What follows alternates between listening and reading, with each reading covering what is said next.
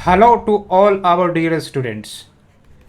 Today is 21st of July and we are going to discuss the daily newspaper analysis. तो आज हमें कौन से आर्टिकल्स डिस्कस करने हैं, let's move to that point. Basically we have to discuss two articles. देखो आज दो महत्वपूर्ण आर्टिकल्स हमें डिस्कस करने हैं और मैं PYQs को लेकर इस बात को ज़रूर आपसे कहता हूँ कि जो भी आर्टिकल्स मैं डिस्कस करता हूँ वो आपके यूपीएससी मेंस पर्सपेक्टिव से काफ़ी ज़्यादा इम्पॉर्टेंट होती है. Not only for the mains perspective बल्कि इंटरव्यू में भी काफ़ी महत्वपूर्ण ये रोल आपके लिए निभाती है. दैट्स वाई ये जो न्यूज़पेपर डिस्कशन है ये आपके एग्ज़ामिनेशन के लिए काफ़ी इम्पॉर्टेंट पार्ट होती है. और आजकल आप जानते ही हो कि जिस प्रकार से यूपीएससी की जो सिलेबस है वो डायनेमिक होने लगी है. व्हेन वी से डायनेमिक तो इसका मतलब क्या है कि भले ही आपको स्टैटिक पोर्शन पता हो, लेकिन अगर आपने उसका प्रॉपर एनालिसिस नहीं किया है, उसका क्रिटिकल एनालिसिस नहीं किया है, प्रॉपर अंडरस्टैंडिंग नहीं की है, न्यूज़पेपर से आपने कुछ एक्स्ट्रा पॉइंट्स नहीं निकाले, डाटा नहीं निकाला, तो हो सकता है कि आपका जो आंसर है वो उसमें रिचनेस ना हो. That's why it is very preferable कि आप न्यूज़पेपर को तो ज़रूर पढ़िए. It should be your daily routine to understand the newspaper. वो भी जो इम्पॉर्टेंट टॉपिक्स होते हैं, जैसे आज जो मैं आपके लिए टॉपिक लाया हूँ that is very important for the examination point of view. दो आर्टिकल्स आज हमें डिस्कस करने हैं. पहला आर्टिकल आपका होगा डाटा प्रोटेक्शन बिल को लेकर. ठीक है, ये जो डाटा प्रोटेक्शन बिल है ना, लगातार 2018 से चर्चा में रहा है. चर्चा में क्यों रहा है उसे हम तो देखेंगे ही, लेकिन आप समझो इस पर इंटरव्यू पर भी क्वेश्चन बनता है. साथ ही साथ यूपीएससी मेंस में इस पर क्वेश्चन ऑलरेडी पूछे जा चुके हैं. दैट्स वाई मैं उन्हीं टॉपिक को न्यूज़पेपर से सेलेक्ट करता हूँ जो आपके लिए काफ़ी बेनिफिशियल होगा और आपकी अंडरस्टैंडिंग को भी काफ़ी मजबूत करेगा. ठीक है, तो डाटा प्रोटेक्शन बिल में हम क्या डिस्कस करने वाले हैं. तो पहली बात तो हम बेसिक्स डिस्कस करेंगे, जैसे non personal data, personal data ये क्या होते हैं, क्योंकि अगर आप इसे नहीं समझोगे तो फिर इस बिल में जो प्रोविजंस दिए गए हैं उसको समझने में दिक्कत होगी. तो यहाँ पर हम इस आर्टिकल में देखेंगे कि राइटर जो है कुछ क्रिटिसिज्म बताते हैं इस बिल का, जिसमें गवर्नमेंट को रिफॉर्म करने की ज़रूरत है ताकि इन लैकुनाज को, गैप्स को एड्रेस किया जा सके. नहीं तो फिर इस डाटा प्रोटेक्शन बिल का कोई फ़ायदा नहीं है. तो हम उन गैप्स को देखेंगे, बेसिक्स को समझेंगे. और आज के समय में ये तो आपको पता ही होगा ना, डाटा इज़ गोल्ड, है ना. क्योंकि जो भी आपके कंपनीज हैं, खासकर जो डिजिटल कंपनीज है, ई कॉमर्स कंपनी है, आप जो डाटा पुट करते हो वेबसाइट पर या फिर कोई ई कॉमर्स वेबसाइट पर या फिर ऐप पर, तो उन डाटा को फिल्टर किया जाता है, माइन किया जाता है और उसमें से जो इम्पॉर्टेंट इन्फॉर्मेशन होते हैं वो एक्सट्रैक्ट आउट किए जाते हैं और फिर उसी प्रकार के प्रोडक्ट सर्विसेज आपको प्रोवाइड किए जाते हैं. दैट्स वाई आपने देखा होगा कि आप अगर कोई प्रोडक्ट खरीदने के लिए कोशिश करते हो तो आप नेट पर सर्च करते हो. ठीक है, 2-3 बार सर्च करने के बाद धीरे धीरे जो वेबसाइट है उस पर जो एडवर्टाइजमेंट है वो उसी प्रकार की आने लगती है जिस प्रोडक्ट की आपने डिमांड की होगी. तो ये सब क्या है, ये सब डाटा का ही तो खेल है, ये सब डाटा माइनिंग का ही खेल है, डाटा एनालिसिस का ही खेल है. दैट्स वाई आज के समय में डाटा को गोल्ड के रूप में टैग दी जाती है, बिकॉज इससे व्यक्ति का बिहेवियर को ट्रैक किया जा सकता है, इससे व्यक्ति के पर्सनल इन्फॉर्मेशन को एक्सट्रैक्ट किए जा सकते हैं और in fact it disturbs our privacy. क्योंकि आपके पर्सनल डाटा जब किसी दूसरे के हाथ में होते हैं तो मान के चलो प्राइवेसी का ब्रीच ही है. दैट्स वाई गवर्नमेंट इस बात को लेकर काफ़ी ज़्यादा कंसर्न रहती है कि हमें कहीं ना कहीं प्राइवेसी को अहमियत देनी है ताकि लोगों की जो पर्सनल आइडेंटिटी है उससे छेड़छाड़ ना हो सके. और उसके लिए गवर्नमेंट जो है इस बिल को लाने का प्रयास कर रही है. कोशिश तो 2018 से ही की गई, लेकिन कुछ विरोध प्रदर्शन कंपनीज के द्वारा किए गए regarding the storage of personal data in outside server of India. तो उस पॉइंट ऑफ कंटेंशन के कारण गवर्नमेंट ने बिल को विथड्रॉ किया था और अल्टीमेटली अब उन पॉइंट्स को एड्रेस करके इस बिल को फिर से गवर्नमेंट लेकर आ रही है। तो दैट्स वाई ये आर्टिकल काफ़ी महत्वपूर्ण हो जाता है for your understanding, for the examination point of view और for the interview purpose as well. तो ये हम देखेंगे फर्स्ट आर्टिकल में। जो सेकेंड आर्टिकल होगा वो है आपका नेशनल रिसर्च फाउंडेशन, NRF कहते हैं इसको, ठीक है, नेशनल रिसर्च फाउंडेशन। और ये भी काफ़ी ज़्यादा न्यूज में है। ये भी बेसिकली बिल है, गवर्नमेंट इसे अभी मानसून सेशन में इंट्रोड्यूस करने वाली है। मानसून सेशन 20 जुलाई से स्टार्ट ऑलरेडी हो चुकी है और ये बेसिकली पार्लियामेंट्री सेशन होता है जहाँ पर members come together to discuss on the important matters, issue, public discussion, ठीक है।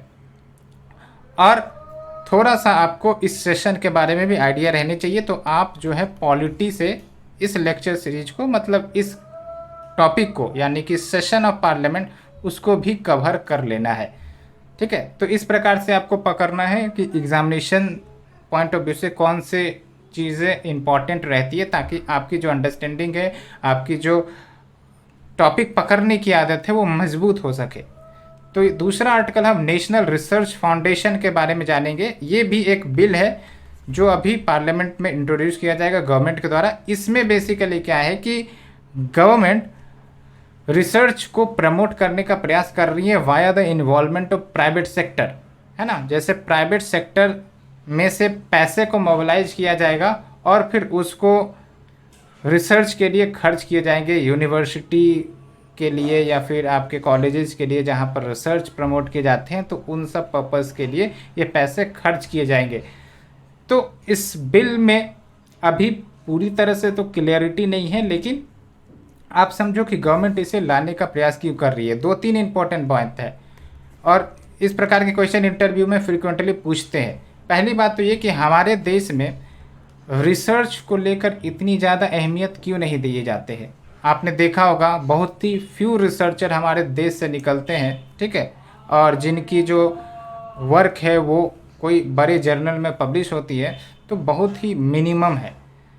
हाँ, वैसे अगर हम US की बात करें, चाइना की बात करें, तो यहाँ पर जो है इन सब फील्ड में काफ़ी ज़्यादा आगे हैं। तो ये जो कमियां हैं ये क्यों है, इसके 2-3 कारण हैं। मैं आपको शॉर्ट तरीके से बता देता हूँ। पहली बात तो ये कि गवर्नमेंट जो है ना वो इस पर काफ़ी कम खर्च करती है, less than 1% of GDP, simple भाषा में कहूँ, है ना। अब लेस देन 1% ऑफ GDP से क्या ही हो जाएगा। दूसरी इंपॉर्टेंट बात यह है कि हमारे जो स्टूडेंट्स हैं या फिर जो पीपल है, उनका जो डेवलपमेंट ऑफ माइंड है शुरुआत से ही कहीं ना कहीं रिसर्च ओरिएंटेड या फिर साइंटिफिक ओरिएंटेड नहीं है। क्यों? Because of lack of literacy. आज भी आप देखते हो भले ही लिटरेसी आपका 70% के आसपास हो गया है, जो भी है, लेकिन वो लिटरेसी का डेफिनेशन भी तो आप देखिए कि लिटरेसी का डेफिनेशन सेंसस के अकॉर्डिंग क्या दिया गया है ना। तो उस एंगल को भी आपको समझना पड़ेगा। और तीसरी इंपॉर्टेंट बात यह है कि आपका प्राइवेट सेक्टर का इन्वॉल्वमेंट इसमें काफ़ी कम देखने को मिलता है। प्राइवेट सेक्टर का जो कंट्रीब्यूशन है to fund the research in India is very less, जबकि US, चाइना सब में 70% of the fund to the research is coming from private sector. India में वो परसेंटेज आपका 36% है। तो आप समझो कि कितना बड़ा गैप है, and that huge gap leads to deficiency in research culture in India. तो ये चीज़ को आपको समझना है। तो ये 2-3 बैकग्राउंड मैंने आपको बता दिया, अब चीज़ें आपको आसान लगेगी। Let's move to the article. So our first article will cover data protection bill, its basics and what are the constraints issues raised by the writer, and it will cover under paper GS3। ठीक है, तो चलिए शुरुआत करते हैं। अभी क्या है कि पार्लियामेंट का सेशन शुरू हो चुका है 20 जुलाई से। तो government fresh data protection bill introduce करने वाली है इस मॉनसून सेशन में। इससे पहले 2018 में गवर्नमेंट ने इस बिल को इंट्रोड्यूस करने का प्रयास किया था और ये पार्लियामेंट्री कमिटीज के पास गई थी, उन्होंने अपने रिकमेंडेशंस दिए थे, लेकिन वो कहीं ना कहीं काफ़ी विरोध में चला गया था। यूँ कहो कि जो कंपनी सब है, इंडियन कंपनी हो या फिर फॉरेन कंपनीज हो, उन सब ने इस बिल पर क्रिटिसिज्म रेज किया था और कहा गया था कि इससे जो है कंपनी की प्रॉफिटेबिलिटी पर असर पड़ेगी, साथ ही साथ काफ़ी ज़्यादा कम्प्लेक्स नियम हो जाएगा और इसको हैंडल करना दिक्कत की बात होगी, ये सब कुछ इश्यूज़ थे। तो गवर्नमेंट ने उसको विद्रॉ कर लिया अल्टीमेटली, एंड अब फिर से इसे 2023 में फ्रेश तरीके से इस बिल को पेश किया गया है और ये आपका पार्लियामेंट में डिस्कशन होगा। तो ये मैंने बेसिक ओवरव्यू बताया। तो राइटर बेसिकली साफ साफ कहते हैं कि ये जो बिल आपने इंट्रोड्यूस किया है इसमें कुछ कमियां हैं, ठीक है, जिसके कारण इसके इम्प्लीमेंटेशन और इसकी जो ऑब्जेक्टिव है उसको फुलफिल करने में दिक्कत आएगी। अब उसको समझने के लिए आपको दो बात समझनी है कि पर्सनल डाटा और जो आपके नॉन पर्सनल डाटा वो क्या होते हैं। देखो, आप जो है वेबसाइट्स विजिट करते हो, कैब बुक करते हो, फूड ऑनलाइन ऑर्डर करते हो, तो आपका एक डाटा जनरेट होता है ना। उसी प्रकार से आप कोई ट्रांजैक्शन कर रहे हो तो card details, UPI pin number, ये सब आप इंसर्ट करते हो। तो बेसिकली पर्सनल डाटा वो डाटा होते हैं जिसके माध्यम से आपके बारे में पूरी तरीके से इंफॉर्मेशन को डिकोड किया जा सकता है। सिंपल एग्जांपल, जैसे आपका फिंगरप्रिंट्स हो गए, आपका बायोमेट्रिक्स हो गया, आपका आई स्कैन हो गया, ठीक है, ये सब क्या है, आपके पर्सनल डाटा है और इसके माध्यम से आपका पर्सनल इन्फॉर्मेशन डिकोड किया जा सकता है और इवन आपको कंट्रोल भी किया जा सकता है इस ऑनलाइन वर्ल्ड में। दूसरी तरफ आपका नॉन पर्सनल डाटा है, वो डाटा जो पर्सनल नेचर के नहीं है, जिसके माध्यम से आपके पर्सनल इन्फॉर्मेशन को डिकोड नहीं किया जा सकता। एग्जाम्पल के तौर पर, जैसे आप डेली बेसिस पे ऑनलाइन शॉपिंग करते हो ई कॉमर्स प्लेटफॉर्म पर, तो आप प्रोडक्ट चूज करते हो, ठीक है, सर्विसेज चूज करते हो, तो उससे आपका पर्सनल इन्फॉर्मेशन तो नहीं निकाला जा सकता, ठीक है, तो वो हो गए आपके नॉन पर्सनल इन्फॉर्मेशन। लेकिन आज के इस वर्ल्ड में नॉन पर्सनल इन्फॉर्मेशन का भी एनालिसिस करके पर्सनल इन्फॉर्मेशन को डिकोड किया जा सकता है। कैसे? तो एक एग्जांपल मैं आपको बताता हूँ। लेट्स से कि आप कोई ई कॉमर्स वेबसाइट पर शॉपिंग करने जाते हो। अब आपको तो पता है कि आपको अकाउंट बनाना पड़ता है, ठीक है, आपको फ़ोन नंबर रजिस्टर करने पड़ते हैं, आपको एड्रेस उसमें डालना पड़ता है, कार्ड डिटेल्स आप सेव करते हो, ठीक है, साथ ही साथ आप प्रोडक्ट्स चूज करते हो। तो ये सब जो डाटा है ना, इन सब का एनालिसिस प्लस कॉम्बिनेशन करके इवन आपका पर्सनल इन्फॉर्मेशन भी निकाला जा सकता है कि आप कहाँ रहते हो, आपका क्या बिहेवियर है, आप किस चीज़ों की वस्तुओं को लाइक करते हो, डिसलाइक करते हो, ये सब चीज़ें आपकी डिकोड की जा सकती है। तो अब बताओ, क्या आपको नहीं लगता कि नॉन पर्सनल डाटा से हम पर्सनल इन्फॉर्मेशन भी गैदर कर सकते हैं फ्रॉम डाटा माइनिंग?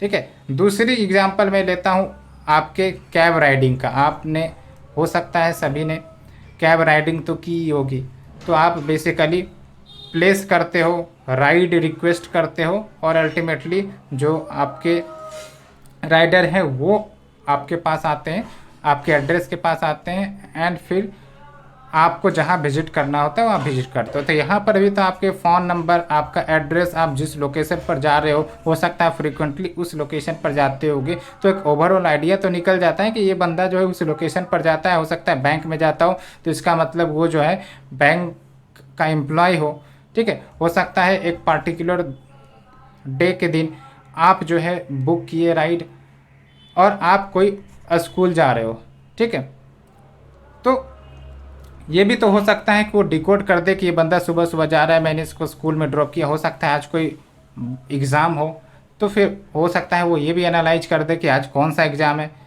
तो इससे ये भी पता चल सकता है कि हाँ बंदा इस चीज़ की तैयारी कर रहा है। तो ये सब चीज़ें भी डिकोड की जा सकती है। सिंपल सा मतलब ये हुआ। तो मैंने आपको 2 एग्जाम्पल बताया जिसके माध्यम से डाटा जो है किस प्रकार से एक्सट्रैक्ट आउट किए जा सकते हैं, उसका एनालिसिस करके आपके पर्सनल इंफॉर्मेशन को निकाला जा सकता है। ठीक है, तो वही बात है, in the modern data economy जो कंपनीज हैं वो वेरियस टाइप्स ऑफ डाटा का इस्तेमाल करते हैं, चाहे वो पर्सनल हो नॉन पर्सनल हो, ताकि किसी भी व्यक्ति के प्रोफाइल को टारगेट किया जा सके, मॉनिटर किया जा सके। ठीक है, तो ये बातें हो गई। तो होप आपको ये चीज़ें और क्लियर से समझ में आई होंगी। ठीक है, तो राइटर यही इश्यू रेज करते हैं कि ठीक है, ये जो पर्सनल डाटा बिल है ये पर्सनल डाटा को रेगुलेट करता है, we know this is very good, but what about जब नॉन पर्सनल डाटा का इस्तेमाल करके पर्सनल डाटा को डिकोड किया जाए, तब ये जो बिल है इस पर चुप है, इस पर कोई भी प्रोविजंस नहीं दी गई है। तो इससे भी तो कहीं ना कहीं प्राइवेसी को रिस्क या हानि पहुंचेगी। तो इस प्रकार के रिस्क को इस बिल में एड्रेस नहीं किया गया है। तो फिर राइटर बोलते हैं कि इसका सॉल्यूशन क्या है। तो इसका सॉल्यूशन यही है कि इस बिल में आप एक पीनल प्रोविज़न ऐड कर दीजिए, ताकि अगर कोई भी data processing entities non personal data का इस्तेमाल करके पर्सनल इंफॉर्मेशन को गैदर करता है तो उस पर फाइनेंशियल पेनल्टीज लगा दी जाए। ये चीज़ आपको ध्यान में रखनी है। एक अच्छा सॉल्यूशन राइटर बता रहे हैं। ठीक है, तो मैंने आपको इश्यूज भी बताया, उसके साथ साथ सॉल्यूशन भी बताया, और यही एक तरीका होना चाहिए आपको न्यूज़पेपर के एडिटोरियल पढ़ने का, जो आपके एग्जामिनेशन पॉइंट ऑफ व्यू से काफ़ी रेलेवेंट होगा। ठीक है, तो मैं टू द पॉइंट आपको बताता हूँ, ज़्यादा बातें को खींचने का प्रयास नहीं करते। आपकी बेसिक्स अंडरस्टैंडिंग को हमें मजबूत करना है, ये हमारा एक टारगेट है। ठीक है, और ये होकर रहेगा, ये भी मुझे विश्वास है। बस आपको अपनी कंटिन्यूटी मेंटेन करनी है। रेगुलर बेसिस पे आप सुनिए, एनालाइज करिए, थिंक करिए, एग्जाम्पल जितना से जितना कलेक्ट कर सकते हैं आप कलेक्ट करने का प्रयास करिए। मैं गारंटी देता हूँ कि आराम से आपको चीज़ें समझ में आएगी और आप आंसर में अच्छे से अच्छे लिख कर भी आओगे। ठीक है, तो ये चीज़ें आपको ध्यान रखनी है ना। अब दूसरा एक इश्यू जो राइटर रेज करते हैं वो है कि ये जो बिल इंट्रोड्यूस की गई, इस बिल में आपका डाटा प्रोटेक्शन बोर्ड को कंस्टिट्यूट करने की बात करी गई है। यानी कि एक बॉडी होगी जिसमें कुछ मेंबर्स होंगे, और इनका क्या काम रहेगा कि जो डाटा प्रोटेक्शन बिल के जो प्रोविजंस है, यानी कि जब ये बिल एक्ट में बदल जाएगा तो फिर इनके प्रोविजंस को इम्प्लीमेंट करने का इनका काम रहेगा। किनका काम रहेगा? डाटा प्रोटेक्शन बोर्ड का। लेकिन राइटर कहते हैं कि ठीक है, जब इनको काम दिया गया है to enforce the data protection provisions, लेकिन आपने इनको शो मोटो पावर तो दिया ही नहीं। यानी कि लेट्स से कि कोई भी डाटा ब्रीच का इंसिडेंस आया, कोई भी डाटा प्रोटेक्शन के प्रोविजंस के ब्रीच का इंसिडेंस आया, तो जब तक कोई भी कंप्लेन नहीं करेगा इनके पास, तब तक ये एक्शन नहीं ले सकते। कहने का मतलब ये है कि suo motu by its own ये एक्शन नहीं ले पाएंगे। ठीक है, तो ये भी तो एक निगेटिविटी है ना। क्यों निगेटिविटी है? क्योंकि हम और आप जैसे इंडिविजुअल अब पता नहीं कि अप्रोच क्या करना है, किन को अप्रोच करना है। हो सकता है मॉनेटरी एक्सपेंडिचर काफ़ी ज़्यादा हो जाए, तो ऐसे में ये जो कंपनीज है, एंटिटीज है जो इस प्रकार के सेकेंडरी एक्टिविटीज़ में इंगेज्ड होंगे, तो उनको तो एक प्रकार से कोई भी दिक्कत नहीं आएगी to do this type of act again and again. तो दैट्स वाई यहाँ पर राइटर कंसर्न रेज करते हैं कि आपको इन्हें शो मोटो पावर देने की ज़रूरत है। ठीक है, अदरवाइज ये जो बॉडी है वो अपने कोर फंक्शंस को परफॉर्म नहीं कर पाएगी। ठीक है, हालांकि कुछ एक्सेप्शंस भी दिए गए जहाँ पर ये शो मोटो प्रोविजंस का इस्तेमाल कर सकते हैं, लेकिन वो बहुत ही लिमिटेड केस में। वो भी क्या? जैसे फॉर एग्जांपल कि अगर कोई यूजर है जो फॉल्स या फिर फ्रिवलस कंप्लेंट इशू करता है, तो फिर वहाँ पर जो आपके डाटा प्रोटेक्शन बोर्ड है वो इस मुद्दे पर स्वतः संज्ञान ले सकते हैं। ठीक है, लेकिन इससे क्या होगा, मेन एम तो हमारा ये है कि अगर कोई डाटा ब्रीच या फिर प्रोविजंस का ब्रीच होता है तब जो आपके डाटा प्रोसेसिंग एंटिटीज है उस पर सुओ मोटो एक्शन लेने का अधिकार इनके पास होना चाहिए ना, ये सबसे बड़ी मुद्दा राइटर कह रहे हैं।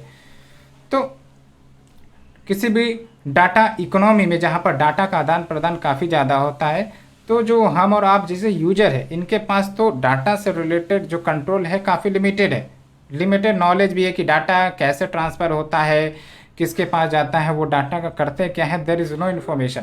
तो हम और आप वैसे भी ज़्यादा एक्शन नहीं ले सकते। तो ऐसे में क्या है कि ये जो आपके डाटा प्रोटेक्शन बोर्ड है उनको इंश्योर करने की ज़रूरत है कि जो डाटा प्रोसेसिंग सब की जाएगी, डाटा कलेक्शन सब किया जाएगा, वो प्रोविजंस के अनुसार हो। उसके लिए इन्हें सुओ मोटो स्टेप लेना भी चाहे तो ले सके, लेकिन इस प्रोविज़न में सुओ मोटो की बात कही ही नहीं गई है, इनको एम्पावर किया ही नहीं गया है to take suo motu action और बाय इट्स ऑन। ठीक है, एक इम्पॉर्टेंट पॉइंट ये भी है कि जो यूजर्स होते हैं, हम और आप जैसे जो यूजर्स होते हैं, वो हमेशा उन कंपनीज या एंटिटीज से एक स्टेप पीछे ही रहते हैं जो हमारे डाटा का इस्तेमाल करते हैं। आप देख सकते हो ना, कोई भी आप डिजिटल कंपनीज को ले लो, सर्विसेज जो आपको प्रोवाइड करते हैं, उनके पास वो सारे इन्फॉर्मेशन मौजूद होते हैं और उस इन्फॉर्मेशन से वो क्या क्या चीज़ें डिकोड कर लेती हैं, आपके बिहेवियर को डिकोड कर लेती हैं। आपको पता भी नहीं चलता कि आप जिस एडवर्टाइजमेंट को देख रहे हो वो एक्चुअली आपके बिहेवियर का ही आउटकम है, कि उन्होंने आपके बिहेवियर को स्टडी करके आपका पूरा एडवर्टाइजमेंट इंसर्ट किया है। तो ये चीज़ें सब है। ठीक है, तो वही बात है कि individually there is a little in resources और incentives to approach the data board, तो देयर शुड बी प्रोविजन कि अगर इंडिविजुअल सक्षम है या फिर हो सकता है कि केस या कंप्लेंट फाइल नहीं किया गया है डिस्पाइट की डाटा ब्रीच हुआ है, डिस्पाइट की जो प्रोविजंस इस बिल के या एक्ट के जो होने वाले हैं उसका ब्रीच हुआ है, तो फिर सुओ मोटो एक्शन लेने की पावर होनी चाहिए आपके इस बोर्ड में। ठीक है, और फिर राइटर एक एग्जांपल भी देते हैं कि जैसे हमारे देश में कंपटीशन कमीशन ऑफ इंडिया है। ठीक है, ये बेसिकली स्टेट्यूटरी बॉडी है जिनका काम है कि एंटी ट्रस्ट लॉज का इन्फोर्समेंट करना। इसको थोड़ा सा समझाइए। जैसे हमारे देश में बहुत सारी कंपनियाँ है ना, कंपनीज है, बेसिकली मल्टीनेशनल कंपनीज है, डोमेस्टिक कंपनीज है। तो हो सकता है जो मल्टीनेशनल कंपनीज है इनके पास पैसे, रिसोर्स है, इन्फ्लुएंस हो पावर का, तो ऐसे में तो ये मार्केट को पूरा कैप्चर कर लेंगे। ऐसे में जो डोमेस्टिक इंडस्ट्री है उसको ग्रो करने में काफ़ी दिक्कत होगी। तो ऐसे में तो हमारा जो डोमेस्टिक मैन्युफैक्चरिंग है वो सब प्रभावित हो जाएगा। तो दैट्स वाई इन सब को रेगुलेट करने के लिए टू इंश्योर कि मार्केट में प्रॉपर कंपटीशन हो, किसी का डोमिनेंस ना हो, है ना, उसके लिए कंपटीशन कमीशन ऑफ इंडिया को इस्टेब्लिश किया गया था ताकि इक्विटेबल ग्राउंड प्रोवाइड किया जा सके for any industry to come और टू गो और to make profit according to the provisions of the laws of India. ठीक है, तो ये बात है। तो इनके पास जब सुओ मोटो पावर है और ये इसका फ़ायदा भी उठाते हैं to inquire with their own कि कहीं कोई कंपटीशन का ब्रीच तो नहीं कर रही है कंपनी। तो उसी प्रकार से ये जो आपका डाटा प्रोटेक्शन बोर्ड लाया जा रहा है, इनको भी तो सुओ मोटो पावर दीजिए ना। इनको आपने क्यों बेसिकली पावर देने से इनकार कर दिया? तो एक प्रकार से आप समझिए कि टूथलेस हो जाएंगे ना, इनके पास कोई पावर नहीं होगी। तो इसीलिए आपको इन्हें सुओ मोटो पावर देनी चाहिए। फिर राइटर लास्ट में बोलते हैं कि ऐसा नहीं है कि सिर्फ 2 ही गैप्स हैं जो हमने डिस्कस किया, there should be more gaps in this bill, but the point is हमें सॉल्यूशन निकालना होगा इन गैप्स का, ताकि जो इम्प्लीमेंटेशन में चैलेंजेस आएंगे हम उस चैलेंजेस को एड्रेस कर सकें इन ए सिग्निफिकेंट वे, एंड ये जो हमारा लेजिस्लेशन बने वो फ्यूचर प्रूफ लेजिस्लेशन हो, कि आने वाले भविष्य में ऐसा ना हो कि हमने लॉ तो इम्प्लीमेंट कर दिया लेकिन इसके इम्प्लीमेंटेशन में काफ़ी चैलेंजेज आ रही है, डाटा ब्रीचेज के केसेस आ रहे हैं लेकिन उस केसेस को हियर ही नहीं किया जा रहा है, सुओ मोटो पावर ही नहीं है, एक्शन ही नहीं है। तो फिर ये सब ना हो, इसके लिए आपको गैप्स को सुधारने की ज़रूरत है। That's the point writer tries to raise in this article. तो hope you understood all this and we have finish this topic in great detail. आपको चीज़ें अच्छी लग रही है तो शेयर सब्सक्राइब करना ना भूलें। ठीक है। Now we will move to the second article. It is also very important article that deals with promotion of research in India. ठीक है, मैंने बेसिक्स आपको बताया कि हमारे देश में रिसर्च कल्चर काफ़ी ज़्यादा वीक है। इसके बहुत सारे कारण हैं। One of the factor is the contribution of fund in the research sector is very less than 1% of GDP. And the second point is the fund which comes for the research sector, majority of the fund is contributed by the government, and about 36% of the fund to this sector is contributed by the private sector, meaning कि majority of the fund is contributed by the government sector. अब government के पास हो सकता है पैसे नहीं हो, government को और भी ज़्यादा खर्च करने पड़ते हैं, वेरियस स्कीम्स में वेरियस इन्वेस्टमेंट करना होता है आपका इंफ्रास्ट्रक्चर सब में, तो इनके पास पैसे की दिक्कत हो जाती है ना। तो प्राइवेट सेक्टर को क्यों ना मोबिलाइज किया जाए कि आप भाई साहब फंड कंट्रीब्यूट करो ताकि हमारे देश में रिसर्च कल्चर प्रमोट हो। अब हमारा तो मिक्स्ड इकोनॉमी है जहाँ पर आपका गवर्नमेंट भी इंटरफेयर करती है और प्राइवेट भी इंटरफेयर करती है, तो जाहिर सी बात है प्राइवेट को भी कहीं ना कहीं ज़्यादा इन्वॉल्वमेंट करने की ज़रूरत है इन promoting the research in India. तो फिर इसी में कैसे आपका ये जो बिल है, जो जब एक्ट बनेगा तो रिसर्च कल्चर को प्रमोट करेगा, इन सब के बारे में ये आर्टिकल डिस्कस करता है। ठीक है, ये आपका जीएस पेपर 2 में कवर होगा, that deals with this issue. ठीक है, तो let's move to the discussion. Hope you understood the basic. तो कंटेक्स्ट यही है कि ये जो बिल है ये इंट्रोड्यूस किया जाएगा पार्लियामेंट में, because monsoon session is going on. तो इसके थोड़े से बेसिक्स को अगर हम जाने तो नेशनल रिसर्च फाउंडेशन बेसिकली एक सेंट्रलाइज्ड बॉडी होगा जिसका काम है कि रिसर्च को भारत में प्रमोट करना, फंड करना, और इसका जो ओवरऑल बजट बोला गया है वो है 50,000 करोड़ रुपए का, और ये नेक्स्ट 5 ईयर में खर्च किए जाएंगे। तो ये जो आपका बिल प्रपोज किया गया है और जब ये एक्ट बनेगा तो बेसिकली जो बिल है it is based on United States National Science Foundation as well as European Research Council, जिन बॉडीज का ऑब्जेक्टिव यही है कि फंड करे बेसिक रिसर्च अप्लाइड रिसर्च में। तो ये सब जो देश हैं इनके पास भी कुछ इसी प्रकार की बॉडी है और शायद इन्हीं से प्रभावित होकर भारत ने भी इस बॉडी को कंस्टिट्यूट करने का प्लान किया है। ठीक है, और इसमें टोटल जो 50,000 करोड़ रुपये हैं, 36,000 crore rupees will come from the private sector. तो आप समझो एक अच्छा खासा अमाउंट प्राइवेट सेक्टर की तरफ से कंट्रीब्यूट किया जाना है।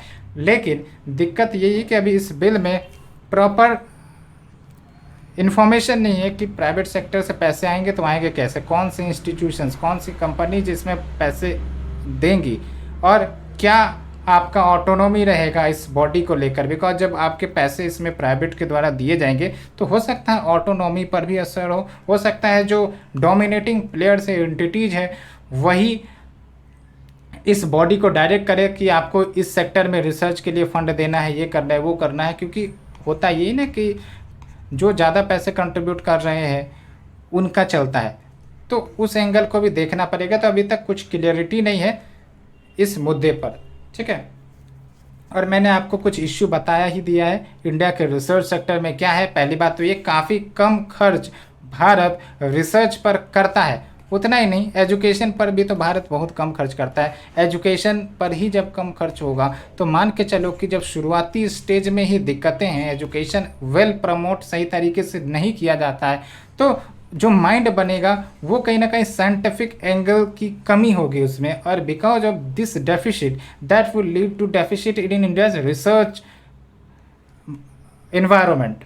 ठीक है, तो ये भी बात निकल कर आती है कि एजुकेशन में अगर आप कमी करोगे तो फिर वो आपके रिसर्च की जो इन्वायरमेंट है उसमें भी कमी लेकर आएगा। इसीलिए बोला जाता है कि research, education, health, better life and better income, ये सब होना ज़रूरी है, तभी साइंटिफिक माइंड को प्रमोट किया जा सकता है।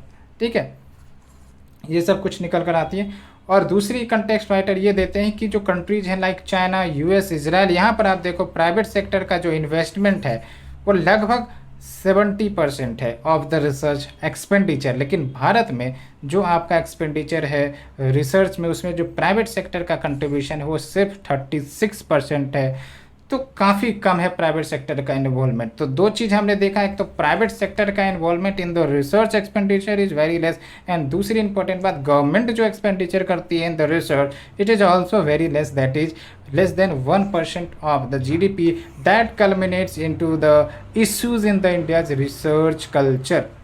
ठीक है, तो ऐसे में अगर हमें यूनिवर्सिटी रिसर्च को प्रमोट करना है तो प्राइवेट मनी को अट्रैक्ट किया जाना चाहिए। बहुत सारे देश यही करते हैं जो अभी हमने एग्जाम्पल के रूप में देखा। But how, what are the mechanism, what will be the pattern, that is not clear till now. ठीक है, तो आने वाले समय में हो सकता है जब डिबेट डिस्कशन होगा तो वो फिर क्लियर होगा।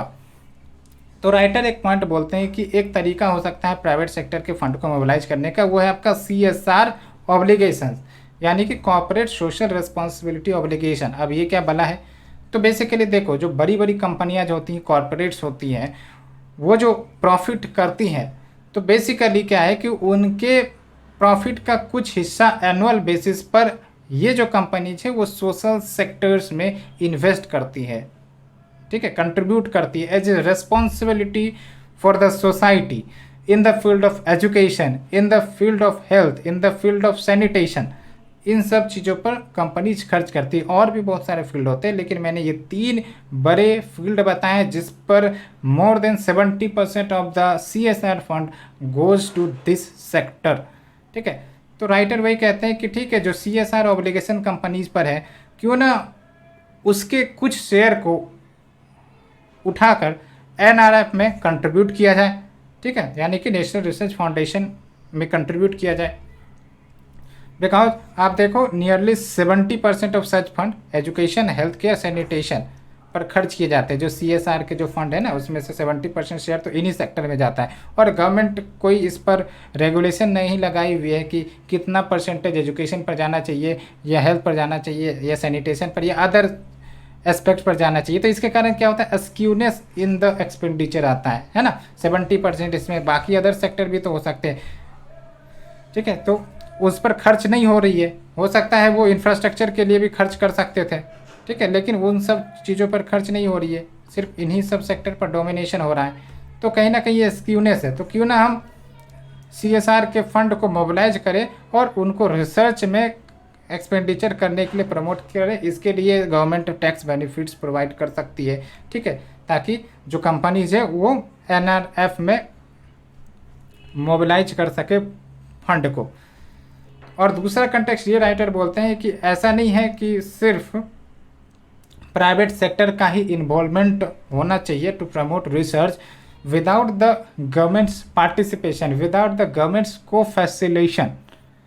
जो आपका प्राइवेट सेक्टर है ना, वो भी रिसर्च करने से पीछे हट जाएगा। दैट्स वाई को facilitation of government is also very important to promote private sector research in India and world over में। जहाँ पर ये जो रिसर्च कल्चर काफ़ी ज़्यादा वेल डेवलप्ड है, वहाँ पर ये देखा गया है कि बिकॉज ऑफ दिस को फैसिलिटेशन जो आपके स्टूडेंट्स हैं, ठीक है, वो सब इंसेंटिवाइज हुए हैं, इनकरेज हुए हैं to build companies, and also the institutions have been influenced to invest in research and development। तो ये पूरा हमने कंटेक्स्ट को डिस्कस किया। उसके बाद कंक्लूजन में राइटर बोलते हैं कि ये जो ऑर्गेनाइजेशंस इस्टेब्लिश होंगे सच एज NRF, इनका काम क्या होना चाहिए कि ऐसा इन्वायरमेंट हम क्रिएट करें रिसर्च का जो प्राइवेट सेक्टर के ऑर्गेनाइजेशंस के डेवलपमेंट में मदद करे, ताकि ये जो ऑर्गेनाइजेशन है ये इन्वेंशन को अहमियत दे सके, इन्वेंशन के इम्पोर्टेंस को,